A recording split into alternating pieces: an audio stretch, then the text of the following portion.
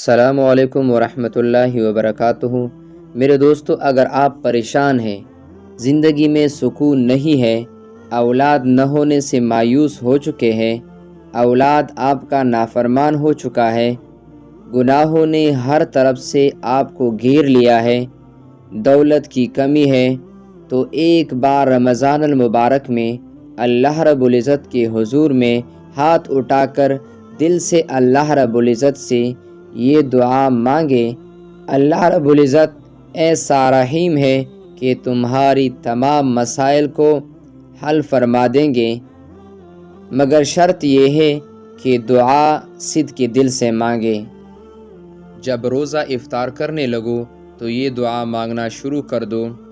دعا کو میرے ساتھ پڑھتے جائے، رب اغفر وارحم وانت خیر الراحمین۔ اے اللہ، بے انتہا بخشنے والے، میری مغفرت فرما۔